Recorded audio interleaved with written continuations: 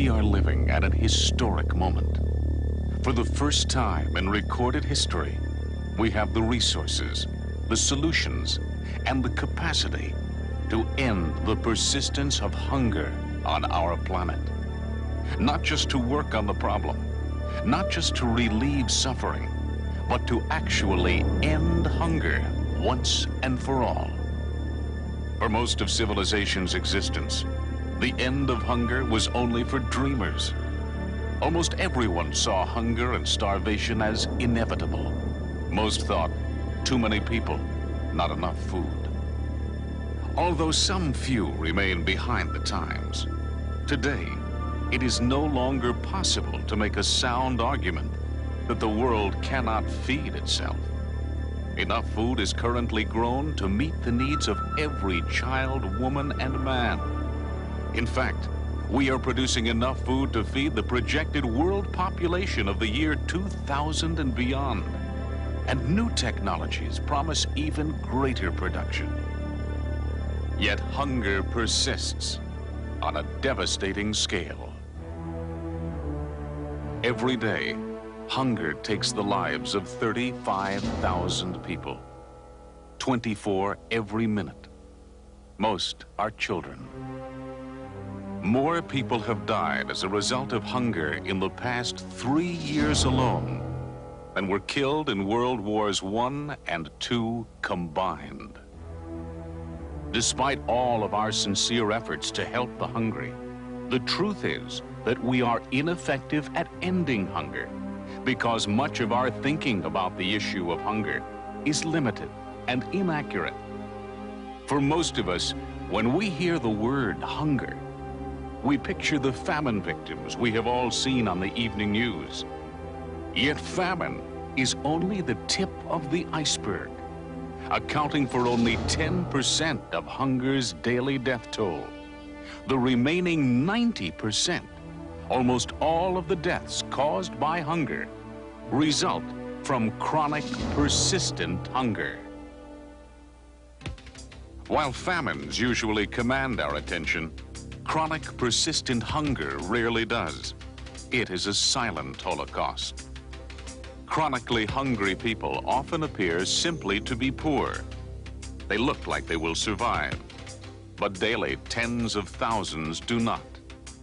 Each and every day, the number of children killed by chronic, persistent hunger is equal to 100 jumbo jets, each carrying 240 children, all crashing to the earth.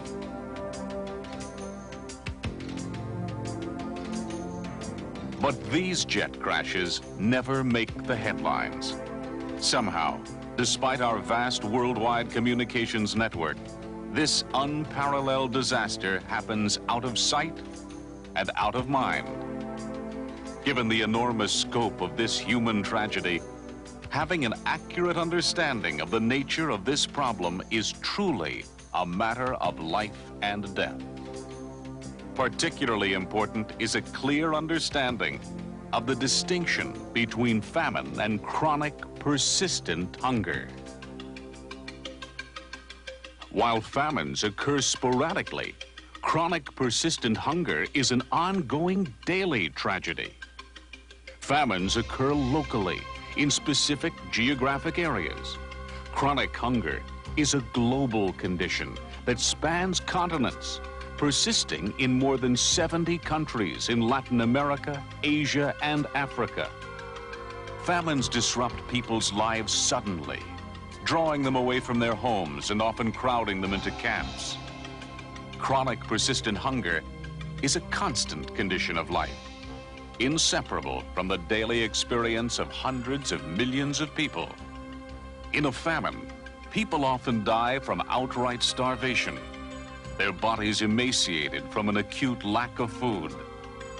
Chronic, persistent hunger goes unnoticed, precisely because these hungry people are not starving to death.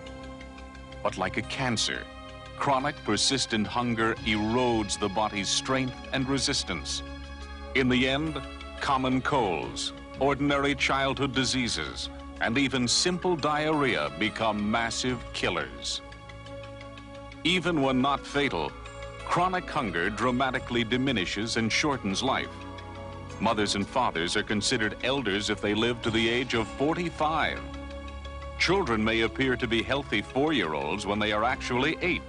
Their physical and mental growth stunted by chronic, persistent hunger. Day in and day out, chronically hungry people do not get enough protein or calories to sustain themselves. Often parasites keep them from absorbing the food they do get. Their systems are deprived of sufficient vitamins and nutrients. Each year, for example, 250,000 children go blind simply due to lack of vitamin A. Normally, a child up to 5 years old will have circumference of 16 centimeters. A severely malnourished child would be about 12 and less. This child now has 10. This will tell us that this child is suffering from third-degree malnutrition, which means the child will have lost 40% of his weight.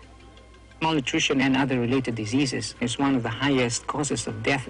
It's so frustrating because most of these diseases are preventable. Because so many hungry infants die at an early age, parents have large families to ensure that at least a few of their children will live to adulthood. In countries where hunger continues to persist, mothers give birth to more than twice as many children than do mothers in countries where hunger has ended. Because the circumstances which cause death by chronic persistent hunger are distinct from those which cause death by famine, the effective solution to each is completely different. To combat famine, we provide emergency food and relief. While famines remain a real threat, the world community is becoming more effective at meeting these emergencies. Today, when a famine strikes, the world responds. In 1988, the international community mobilized successfully to avert a famine in Ethiopia. Now, famines can be anticipated, dealt with rapidly, and even prevented. Yet a similar global effort to end chronic persistent hunger has not been launched. At least 500 million people face hunger every day, not because of a drought, flood, or other emergency, but because they do not have the resources to buy or grow the food they need. No matter how hard they work, chronically hungry people do not have the chance to be productive. To state it simply, they do not have the opportunity to bring their own hunger to an end. But without opportunity, hungry people cannot end their hunger. To provide that opportunity, people must have access to education, to health, to pure water and effective sanitation, to protective vaccination, to family planning services. Opportunity means access to land, to seeds, to agricultural tools. Opportunity can be provided by agricultural research and by the knowledge acquired through extension services of improved farming techniques and irrigation methods. Opportunity will be created by essential rural infrastructure, by roads, by transport, by storage and processing facilities. Opportunity requires credit for the purchase of land, for the improvement of irrigation, for the acquisition of equipment, of livestock, of poultry. With opportunity, full, free, and open opportunity, hungry people can generate the resources they need to feed themselves and their families, and to bring their own hunger to an end. When hungry people are given a chance, hunger will be ended, and the needless deaths of 35,000 people every day will be prevented. For the first time in world history, the end of hunger is possible. By acting now, we can turn this possibility into a reality.